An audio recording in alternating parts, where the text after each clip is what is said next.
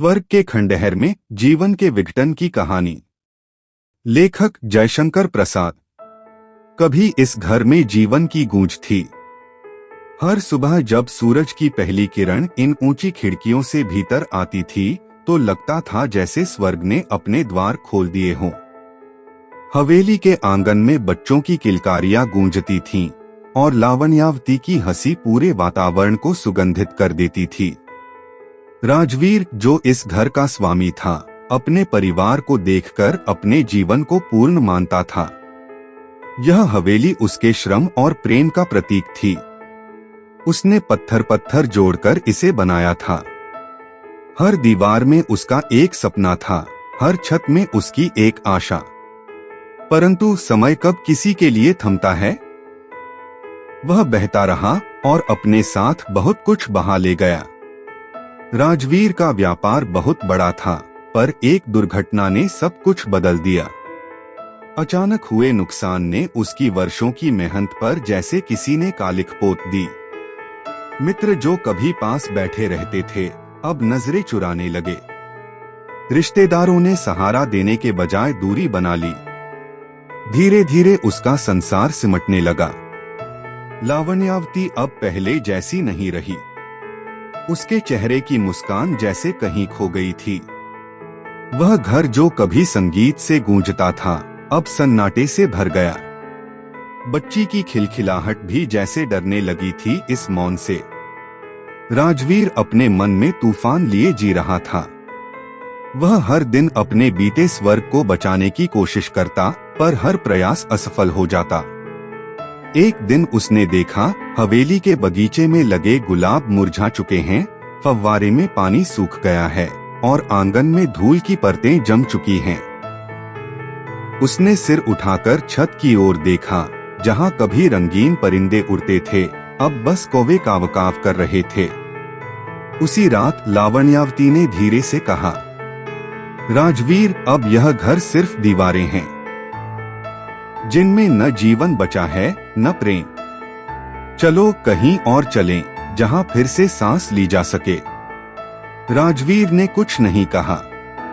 उसकी आंखें दीवारों पर टिक गईं, वही दीवारें जिनमें उसका स्वप्न कैद था। अगले दिन जब सूरज उगा, हवेली के द्वार बंद थे। महीनों तक कोई अंदर नहीं गया। लोग कहते थे वे दोनों कहीं चले गए, शायद किसी गांव में, शायद किसी शहर में, पर सच किसी को नहीं पता। साल बीत गए। हवेली धीरे धीरे खंडहर बन गई। दीवारों की पलस्तर झड़ गया, खिड़कियों के शीशे टूट गए और आंगन में जंगली घास उगाई।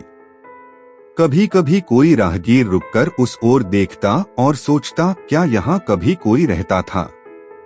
एक दिन एक यात्री वहां से गुजरा। उसने दरवाजा धकेला और भीतर चला गया। अंदर अंधेरा था, पर उस अंधेरे में भी एक अजीब शांति थी। दीवारों पर मकड़ी के जाले थे, पर उन जालों के बीच जैसे कोई मौन कहानी लटक रही थी। यात्री धीरे धीरे भीतर बढ़ा। कमरे में टूटी कुर्सियां, बिखरी किताबें और एक पुराना आईना पड़ा था। जब उसने आईने में देखा तो ऐसा लगा मानो कोई चेहरा झिलमिला गया, शायद लावण्यावती का, शायद राजवीर का। उसके हृदय में एक अजीब पीड़ा उठी। उसे महसूस हुआ कि यह खंडहर केवल पत्थरों का नहीं, एक जीवन का है, उस जीवन का जो प्रेम, श्रम और आशा से बना था, पर अब टूट चुका है। वह कुछ देर वहीं खड़ा रहा। हवा की हल्की सरसराहट में उसे जैसे किसी की फुसफुसाहट सुनाई दी। यह वही स्वर्ग है जो कभी मानव के हृदय में था, और जब हृदय में प्रेम खत्म हो गया तो स्वर्ग भी खंडहर बन गया। यात्री बाहर निकल आया। उसने आखिरी बार उस हवेली की ओर देखा। सूरज की किरणें टूटे हुए झरोखों से भीतर जा रही थीं, और उस टूटे प्रकाश में एक गहरा संदेश छिपा था कि मनुष्य का स्वर्ग बाहर नहीं, उसके भीतर बसता है। जब तक मन में सत्य, प्रेम और करुणा जीवित हैं, हर खंडहर में भी सौंदर्य है। और जब ये गुण मर जाएं, तो सबसे भव्य महल भी राख हो जाता है। यात्री चला गया, पर हवेली वहीं रही, समय की गवाही देती हुई, मानव जीवन के विघटन की कहानी सुनाती हुई। और शायद कहीं किसी कोने में आज भी वह हवेली फुसफुसाती है, कभी मैं स्वर्ग थी, अब मैं उसके खंडहर में बदल गई हूँ।